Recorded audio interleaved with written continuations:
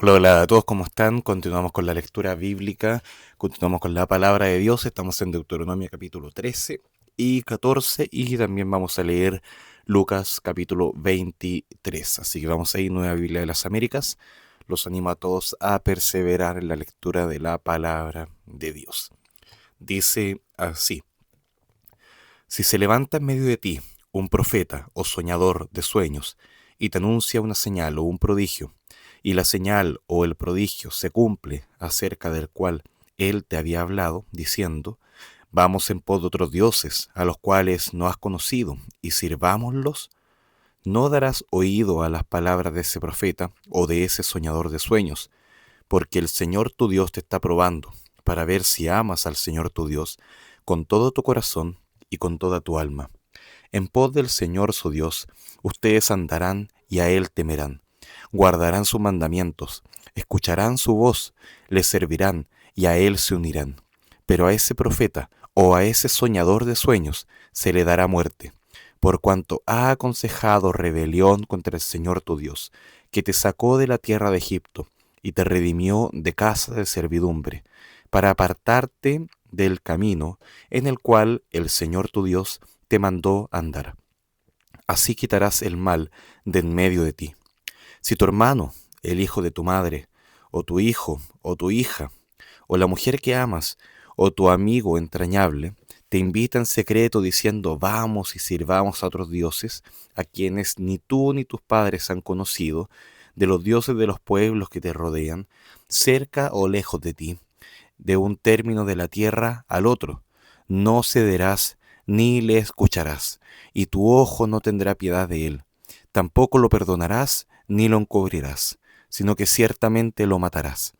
Tu mano será la primera contra él para matarlo, y después la mano de todo el pueblo.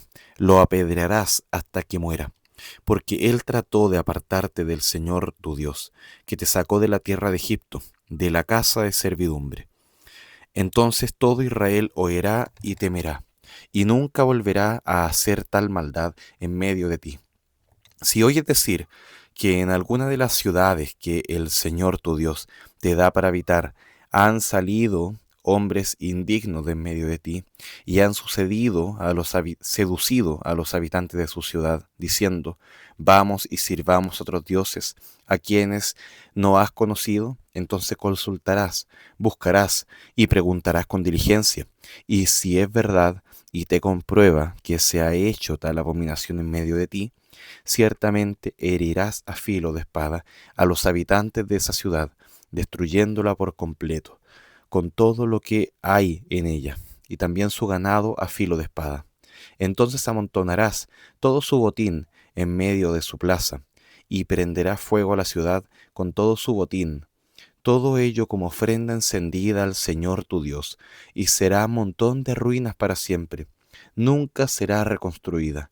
Nada de lo dedicado al anatema quedará en tu mano, para que el Señor se aparte del ardor de su ira, y sea misericordia contigo. Tenga compasión de ti y te multiplique, tal como Él juró a tus padres. Si escuchas la voz del Señor tu Dios, guardando todos sus mandamientos que yo te ordeno hoy, haciendo lo que es justo ante los ojos del Señor tu Dios. Deuteronomio capítulo 14, que dice así. Ustedes son hijos del Señor su Dios. No se sajarán ni se rasurarán la frente a causa de un muerto, porque eres pueblo santo para el Señor tu Dios, y el Señor te ha escogido para que le seas un pueblo de su exclusiva posesión de entre los pueblos que están sobre la superficie de la tierra. No comerás nada abominable. Estos son los animales que ustedes podrán comer: el buey, la oveja, la cabra, el ciervo, la gacela, el corzo, la cabra montés, el íbice, el antílope y el carnero montés. Y cualquier animal de pezuña dividida, que tenga la pezuña hendida en dos mitades y que rumie, lo podrán comer. Pero estos no comerán de entre los que rumian o de entre los que tienen pezuña dividida en dos: el camello, el conejo y el damán, pues aunque rumian, no tienen la pezuña dividida. pero para ustedes serán inmundos.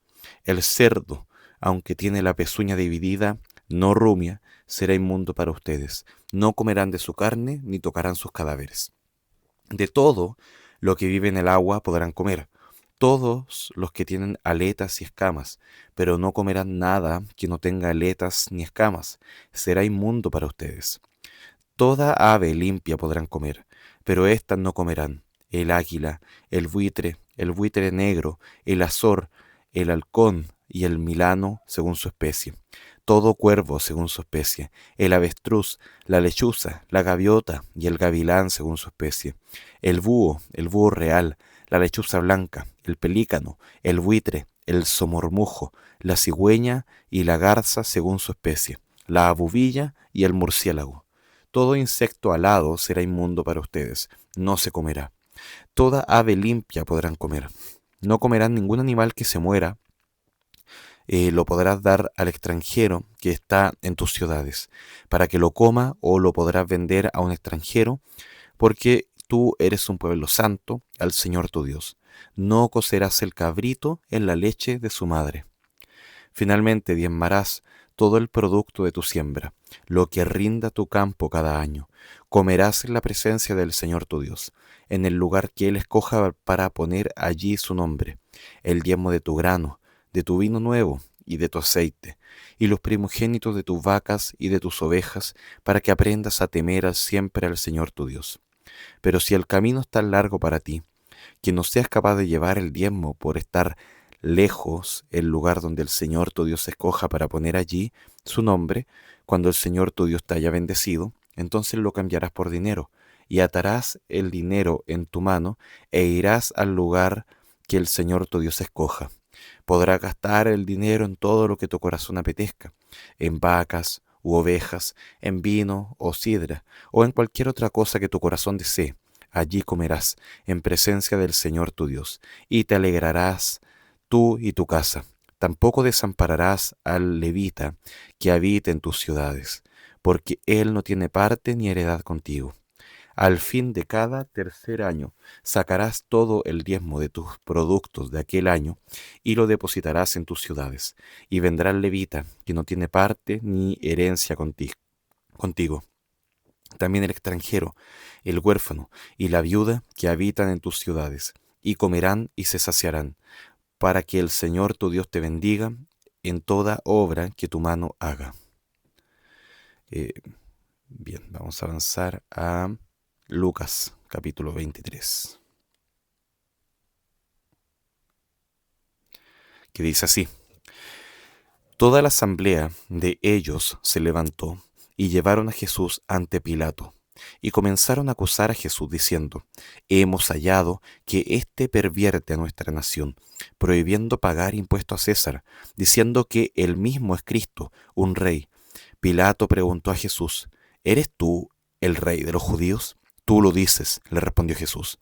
Entonces Pilato dijo a los principales sacerdotes y a la multitud: No encuentro delito en este hombre. Pero ellos insistían, diciendo: Él alborota al pueblo, enseñando por toda Judea, comenzando desde Galilea hasta aquí.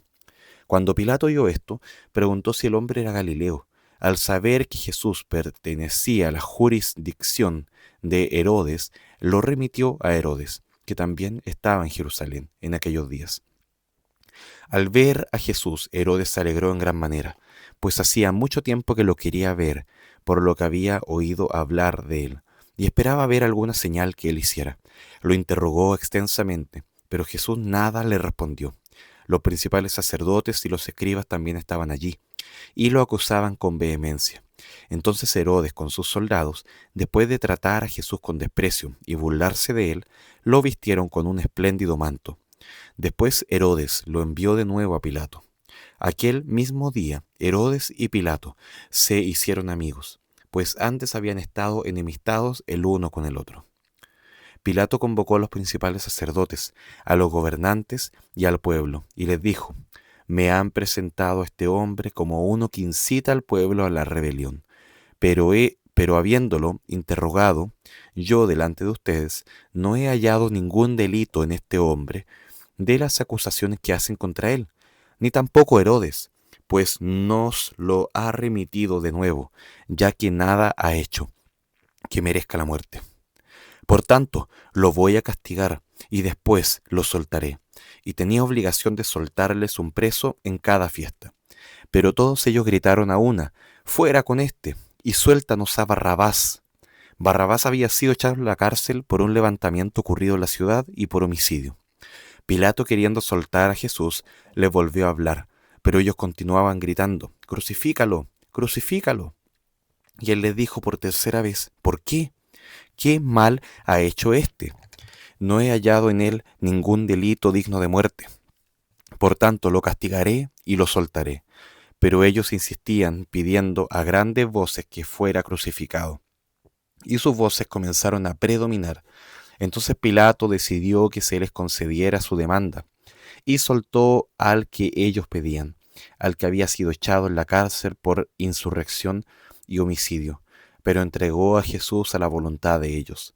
Cuando lo llevaban, tomaron un tal Simón de Cirene, que venía del campo, y le pusieron la cruz encima para que la llevara detrás de Jesús. Y seguía a Jesús una gran multitud del pueblo y mujeres que lloraban y se lamentaban por él.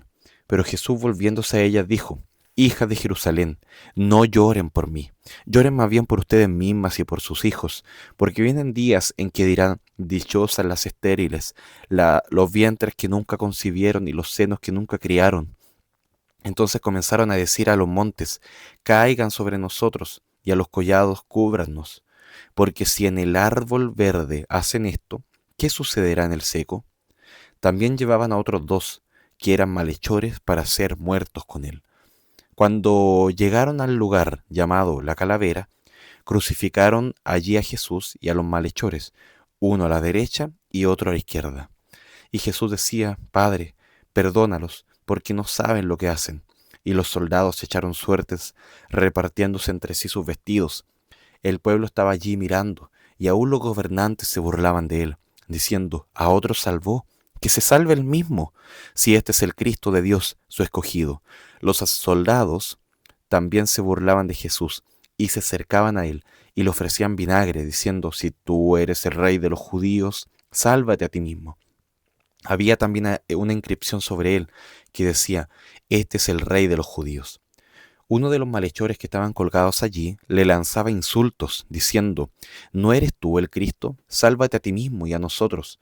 Pero el otro le contestó, reprendiéndolo. Dijo: «¿Ni siquiera temes tú a Dios, a pesar de que estás bajo la misma condena? Nosotros, a la verdad, justamente, porque recibimos lo que merecemos por nuestros hechos. Pero éste nada malo ha hecho». Y añadió: «Jesús, acuérdate de mí cuando vengas en tu reino». Entonces Jesús le dijo: «En verdad te digo, hoy estarás conmigo en el paraíso». Era ya como la hora sexta, cuando descendieron tinieblas sobre toda la tierra hasta la hora novena, al eclipsarse el sol. El velo del templo se rasgó en dos, y Jesús, clamando a gran voz, dijo: «Padre, en tus manos encomiendo mi espíritu». Habiendo dicho esto, expiró. Al ver el centurión lo que había sucedido, glorificaba a Dios, diciendo: «Ciertamente este hombre era inocente». Todas las multitudes que se habían reunido para presenciar este espectáculo, al observar lo que había acontecido, se volvieron golpeándose el pecho. Pero todos los conocidos de Jesús y las mujeres que lo habían acompañado desde Galilea estaban a cierta distancia viendo estas cosas. Había un hombre llamado José, miembro del concilio, varón bueno y justo, el cual no había estado de acuerdo con el plan y el proceder de los demás, que era de Arimatea, ciudad de los judíos, y que esperaba el reino de Dios. Este fue a Pilato y le pidió el cuerpo de Jesús, y bajándolo lo envolvió en un lienzo de lino, y lo puso en un sepulcro excavado en la roca donde nadie había puesto todavía. Era el día de la preparación, y estaba para comenzar el día de reposo. Y las mujeres habían venido con Jesús desde Galilea, y las mujeres que habían venido con Jesús desde Galilea siguieron atrás, y vieron el sepulcro, y cómo fue colocado su cuerpo. Cuando regresaron, prepararon especias aromáticas y perfumes, y en el día de reposo descansaron según el mandamiento. Bien, leímos entonces Deuteronomio 13 y 14, también Lucas 23. Veíamos ahí en Deuteronomio 13 cómo se llamaba a discernir entre lo verdadero y lo falso. Falsos profetas, personas que te pueden desviar del camino, señales incluso evidentes, pero engañosas. Entonces, a discernir, ese es el llamado. Ahora, ¿qué es lo que se ve en Lucas? Que el pueblo está discerniendo que Jesús es un engañador, que Jesús es un peligro, que es un rebelde y que por tanto también tiene que ser crucificado. Pilato, por otra parte, discierne, este ningún mal ha hecho, este es inocente, ¿por qué lo quieren crucificar? Entonces se da este tema también, discernir entre lo bueno y lo malo, y cómo el pueblo frente a Jesús mismo no es capaz de hacerlo.